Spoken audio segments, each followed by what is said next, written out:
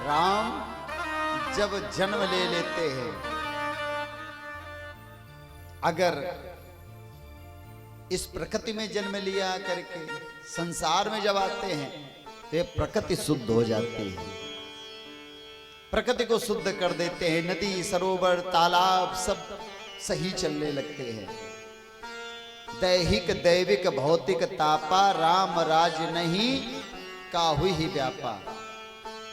शारीरिक पीड़ा दैहिक दैविक भौतिक तीनों ताप खत्म हो जाते हैं जब राम जी आ जाते हैं इस धरती पर। अब इस धराधाम से जब भगवान चले जाते हैं तो उनका जन्म हमें अपने हृदय में करवाना पड़ता है बार बार।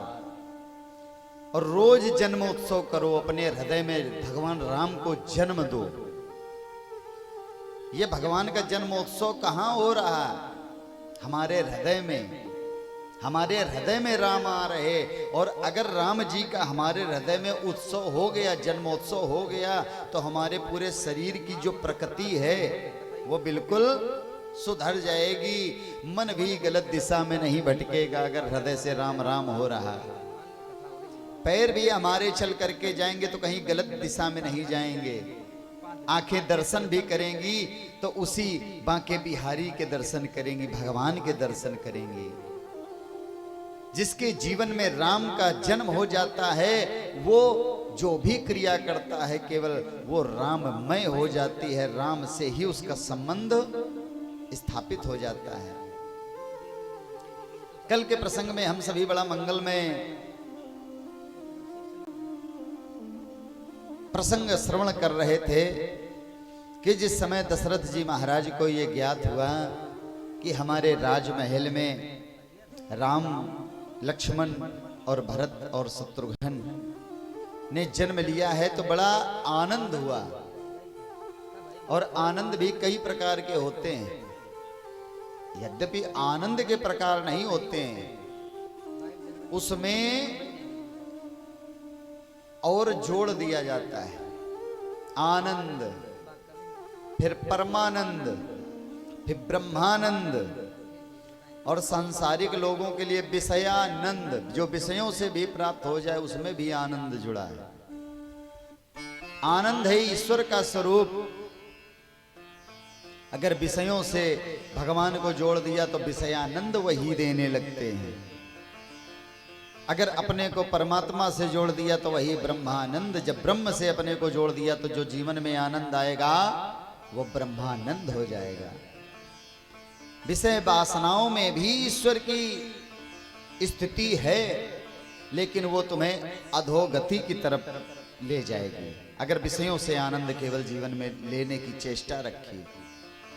और ब्रह्म से आनंद लेने की चेष्टा अगर करेंगे, ब्रह्म से संबंध स्थापित करेंगे तो जीवन में ब्रह्मानंद आएगा। आज दशरथ जी महाराज इतने प्रसन्न हैं, बुलाया, बोले बजाओ बाजा। परमानंद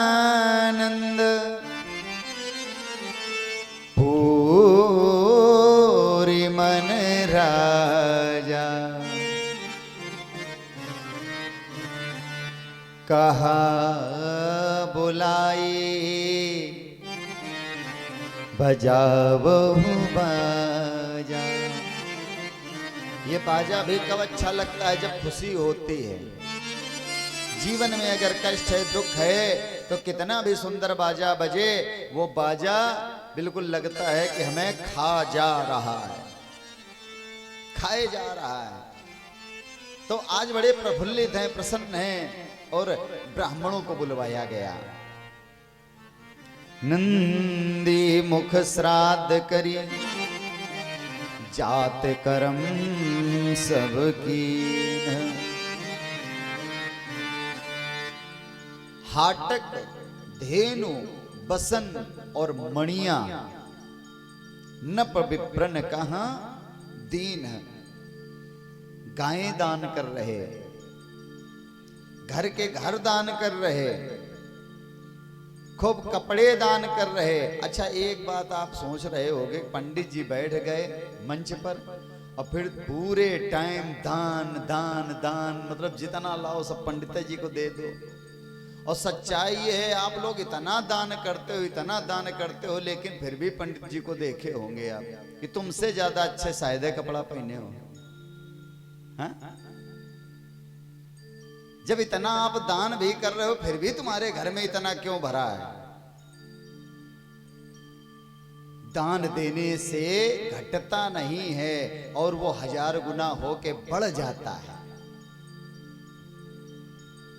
और सच्चाई ये है, जो आप लोग दान करते हो उसी से सब व्यवस्थाएं चलती हैं, चाहे वो पंडित जी की हो, चाहे संत जी की हो, चाहे महात्मा जी की हो, चाहे ब्रह्मचारी जी की हो, चाहे आश्रम की हो।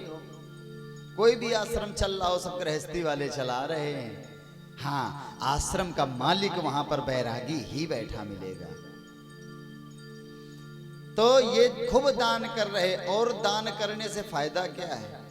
जो हम जिसको जितना दान करते हैं उसका 1000 गुना होके वापस भगवान करते हैं, ये गीता में लिखा है। तो जब आप कुछ देते हो ना, अच्छा ये बताओ, विज्ञान तो सब लोग पढ़े होंगे ना, सब पढ़ने वाली बच्चियां बैठी हैं, तो क्रिया और प्रतिक्रिया का नियम पढ़ाया गया होगा।